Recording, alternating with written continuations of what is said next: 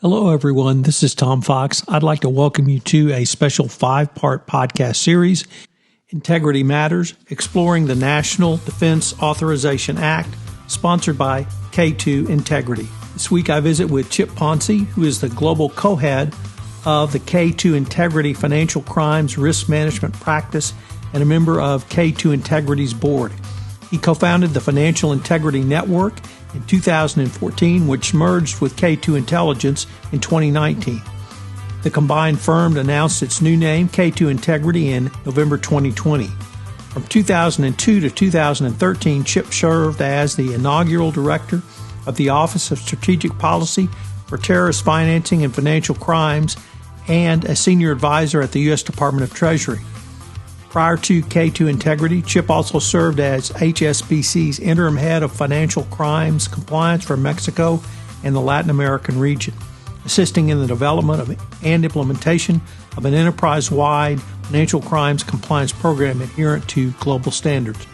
I'm also joined by Gail Fuller. Gail is a managing director at K2 Integrity.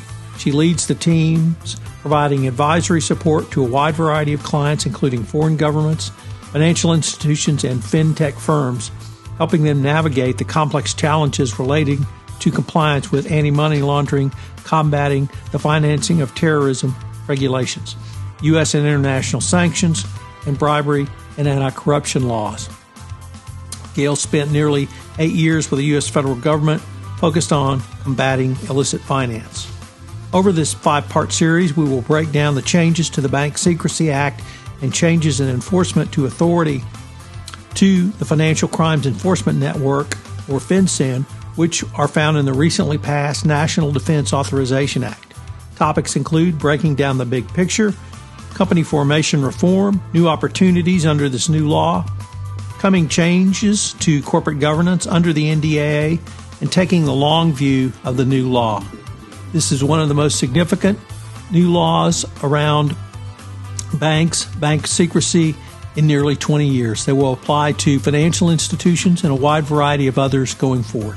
In this episode 2, I'm joined by Chip Ponce again, and we take up the issue of company formation reform. Hello, everyone. This is Tom Fox back for our continuing discussion on the exploration of the National Defense Authorization Act, and most specifically, the changes to the Bank Secrecy Act and FinCEN around financial institutions. Today I have back with me Chip Ponce, and we're going to take up company formation reform, revisiting the Know Your Customer and due diligence. Chip, first of all, with that incredibly long-winded introduction, welcome back. Tom, so great to be back with you, and really excited to talk about company formation reform. This is an issue near and dear to my heart, and I know you have a lot of listeners that have been tracking this issue, I'm sure, for decades, as this has been on congressional radar for since at least 9/11 and really even beforehand. And it's great to see us get over the finish line. So excited to talk to you about it. And I know I've said this before, but this is probably the area that I see the most applicable to literally every type of compliance. And every compliance practitioner, no matter what your specific discipline, not only should celebrate this, but take many of the principles that have now been enshrined in the new law and bring them into your compliance program going forward. So with that, what do you see as the new expectations, Chip? Let me start, if I can, Tom, with the problem, because it's shocking to me as somebody who's been in this space forever that the problem is not universally understood until I remember that what I do for a living is different than what most people do for a living. So just to back this up for a minute, as I often have to do at the dinner table when I start rambling about work, and my wife or my kids will say, I have no idea what you're talking about. It may be useful to back up and just tell the listeners that this issue of company formation reform begins with a recognition that bad guys who want to use our financial system don't like to tell us who they are. So they will more often than not dress up in the form of a legal entity whose ownership is not understood, and therefore get access to financial services, markets, and relationships that they otherwise would not. Effectively, companies have become an anonymizing technique for illicit actors of all stripes, and we know this. Over the past 20 plus years of congressional hearings, we've had everyone from law enforcement to national security, domestic, abroad, here, and in other financial markets, describe the abuse of legal entities to mask illicit actors and activities and prevent our financial institutions, who are charged with understanding and managing these risks, from understanding these threats that will access their institutions and through them our financial system. That has been an extraordinary challenge, and as you mentioned, Tom, not unique to money laundering, but really across the full range of threats that we face. And it doesn't matter if you're talking about individuals and organizations, from terrorism to corrupt actors to human rights abusers to state actors that may be stealing state secrets or maybe engaging in grand acts of IP theft or just rogue activity, including unauthorized proliferation of WMD materials, et cetera, to just name a few of the abuses that we've seen in the past.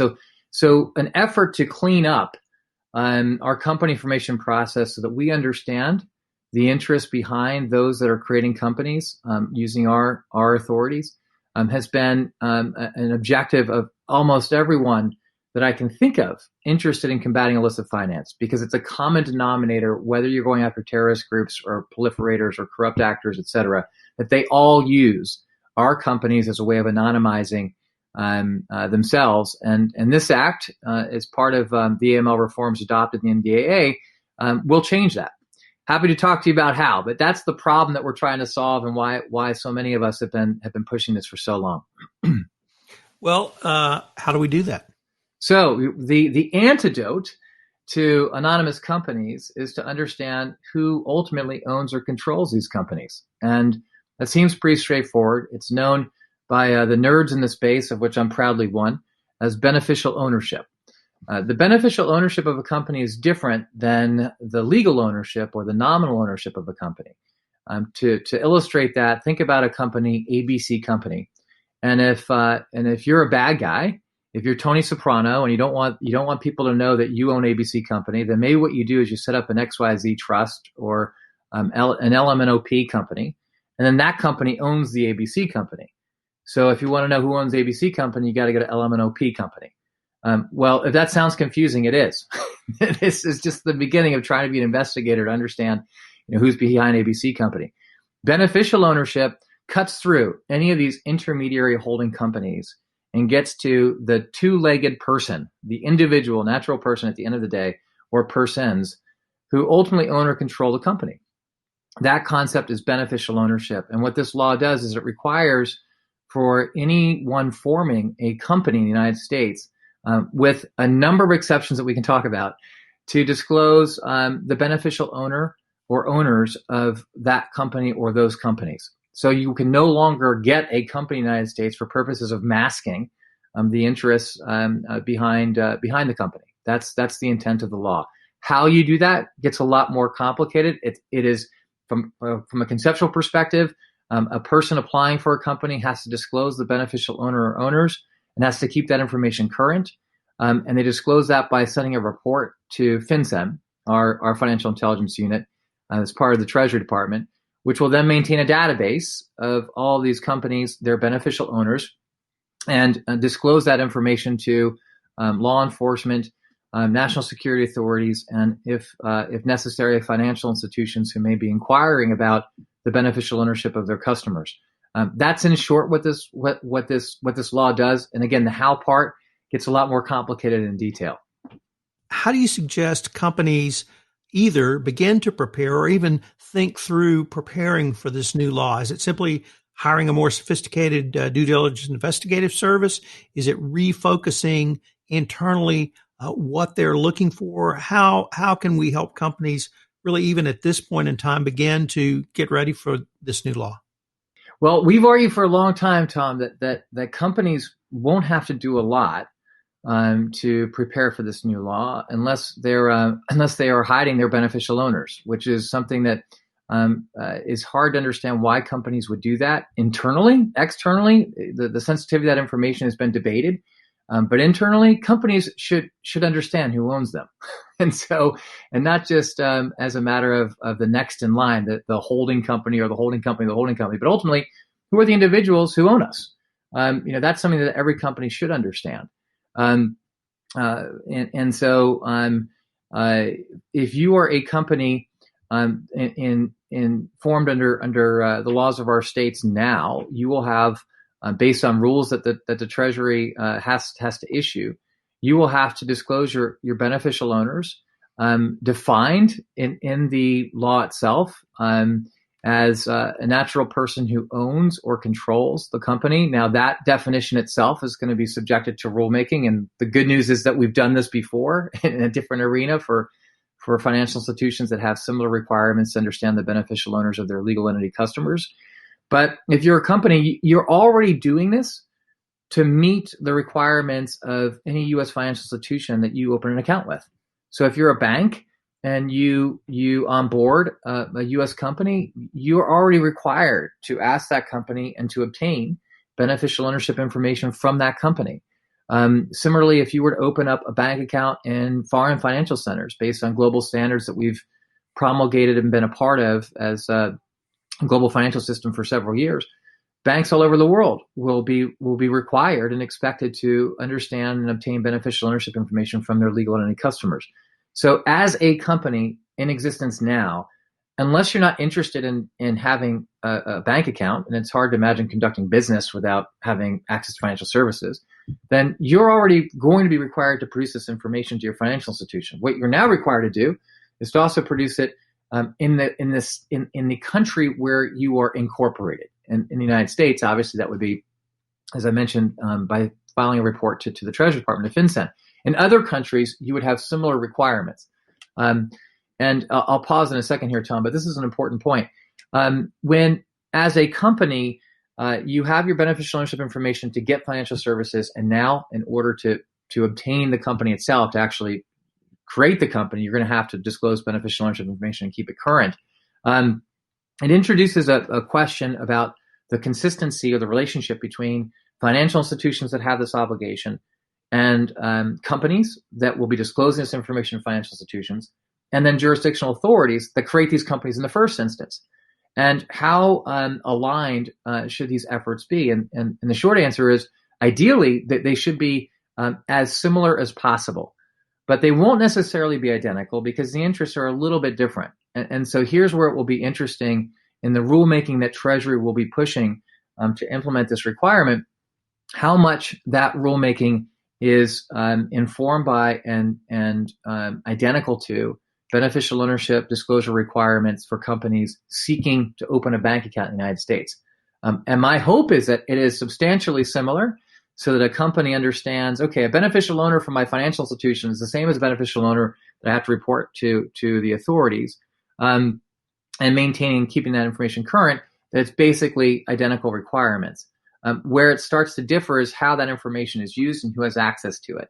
And the most important point is that if you're a financial institution and you're obtaining that information now, you can rely on your customer's representation as to who the beneficial owner is. And that's really important, because if a financial institution had to go verify from the company registry or from the federal government now that the beneficial owner their customer discloses is the same one they've disclosed to FinCEN or to some incorporating authority, that would substantially expand the burden on financial institutions. And there may be instances in which a financial institution may want to do that. They may say, look, in this particular instance, the company that I've onboarded is one that I've got a lot of questions about their beneficial ownership, and I'm not really sure that what they've told me is accurate. There may be instances where you want to go verify that information, but that should be by far exceptional and not the rule. And so I wanted to flag this because this is an area that has been identified historically as a key concern for financial institutions that already have the obligation to obtain beneficial ownership information, to not introduce a new verification requirement in effect, because this information is now going to be reported also at a federal level.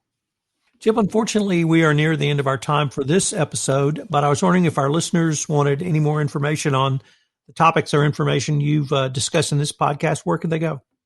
So I mentioned in our last get together, Tom, this fantastic platform called Dolphin, which is the dedicated online financial integrity network that you can subscribe to.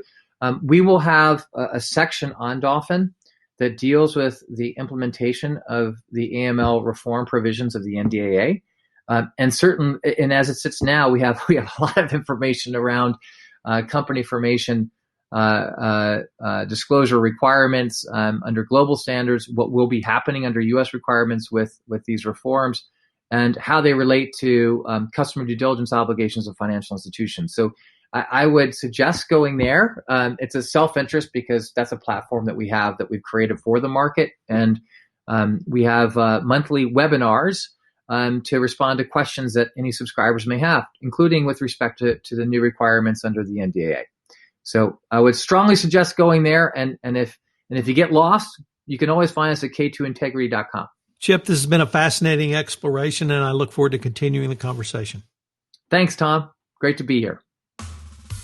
Hello, everyone. This is Tom Fox. I'd like to thank you for listening to this episode of Integrity Matters, exploring the National Defense Authorization Act. I hope you'll join us again tomorrow for another episode. Please check out the great resources provided by K2 Integrity, which are listed on the show notes, their website, and the new Dolphin site. This special 5-part podcast series is a production of the Compliance Podcast Network, sponsored by K2 Integrity.